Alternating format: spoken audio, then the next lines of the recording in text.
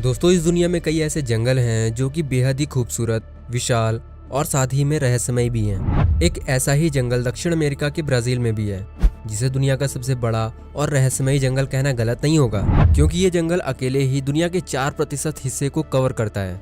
दोस्तों, हम बात कर रहे हैं अमेज़न रेन फॉरेस्ट की। इसके बारे में आपको शायद ही पता होगा कि ये जंगल इतना घना है कि सूरज की रोशनी इस जंगल में नीचे तक नहीं पहुंच पाती है। और ये जंगल दुनिया का एकमात्र ऐसा जंगल भी है जो कि दुनिया को 20% ऑक्सीजन प्रोवाइड कराता है। और क्या आप जानते हैं कि अभी हाल ही में अमेज़न रिवर में एक ऐसा सांप पाया गया जिसे दुनिया का सबसे बड़ा सांप कहा जा रहा है। और कहा तो ये भी जाता है कि आज से 5000 साल पहले विलुप्त हो चुका दुनिया का सबसे विशालकाय सांप टाइटैनोबोआ भी इस जंगल में आज भी जिंदा है। आज की इस वीडियो में हम आपको अमेज़न फॉरेस्ट में मिले कुछ ऐसे जानवरों के बारे में बताने वाले हैं जिन्होंने साइंटिस्ट्स को हैरान करके रखा हुआ है, इसलिए बने रहना वीडियो में अंत तक हमारे साथ। फैक्ट रिसर्चर के एक न्यू एपिसोड में आपका स्वागत है। Strange bird. दोस्तों, इसे गौर से देखिए। आपको इस क्लिप में कुछ नजर आ रहा है क्या? अगर आपको अभी तो कुछ नजर नहीं आया तो ये पक्षी अपने मिशन में सफल हो गया है। दरअसल इस पक्षी का नाम पोटू है और ये अमेज़न फॉरेस्ट में ही पाया जाता है, जो कि असाधारण छलावे की कला में माहिर होता है। दरअसल ये पक्षी अपने आप को अपने आसपास के वातावरण में ऐसे ढाल लेता है कि इसकी पहचान करना मुश्किल हो जाता है। पोटू उल्लू की तरह ही रात के अंधेरे में बाहर निकलते हैं और दिन में ये अपने आप को किसी पेड़ की एक सूखी हुई टूटी डाली के रूप में छुपा लेते हैं। साइंटिस्ट्स अभी भी ऐसे दूसरे और पक्षियों की खोज में लगे हुए हैं, क्योंकि उनका कहना है कि अमेज़न फॉरेस्ट में अभी ऐसे कई और पक्षी मौजूद हैं जो कि इसी तरह छलावे की कला में माहिर होते हैं। Giant snake. दोस्तों, आपने ग्रीन एनाकोंडा का नाम तो सुना ही होगा। ब्राजील में अमेज़न फॉरेस्ट में रहने वाला ये सांप दुनिया का सबसे बड़ा एनाकोंडा है। ये इतना विशालकाय होते हैं कि जो भी इन्हें एक बार देख ले वो इन्हें भूल ही नहीं सकता। साल 2016 में जब इसे ब्राजील के एक कंस्ट्रक्शन साइट पे देखा गया तो सभी अचंभे में पड़ गए।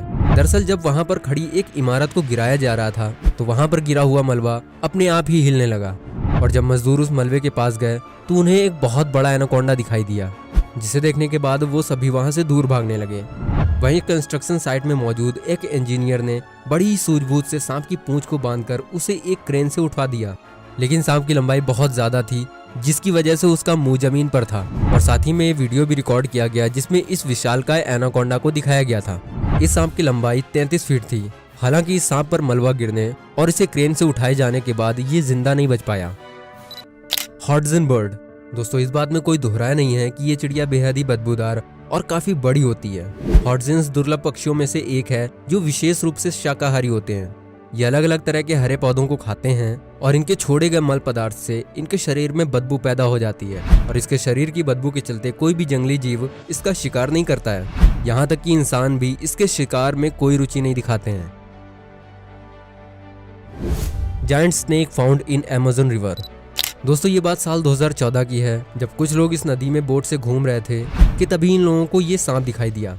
बताया जाता है कि इस सांप की लंबाई करीब 20 फीट थी और ये मोटा भी बहुत था और इसके शरीर को देखकर ऐसा लगता है कि इसने हाल ही में किसी शिकार को निकला है।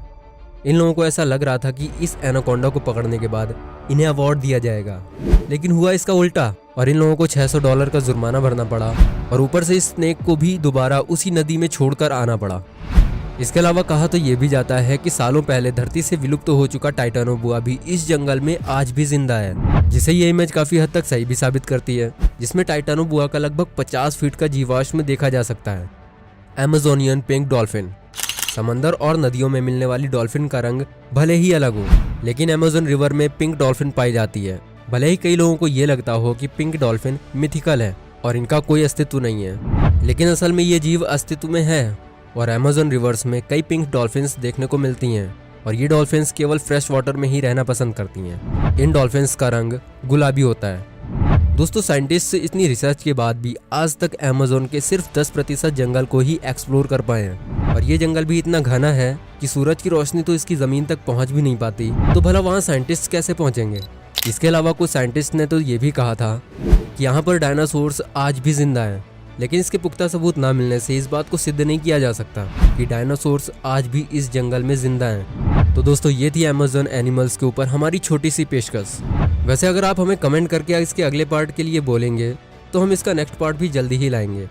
वीडियो पसंद आई हो तो वीडियो को लाइक करें और चैनल को सब्सक्राइब करके बेल आइकन को भी जरूर ऑन कर लें। वीडियो में कीमती समय देने के लिए आपका बहुत बहुत धन्यवाद।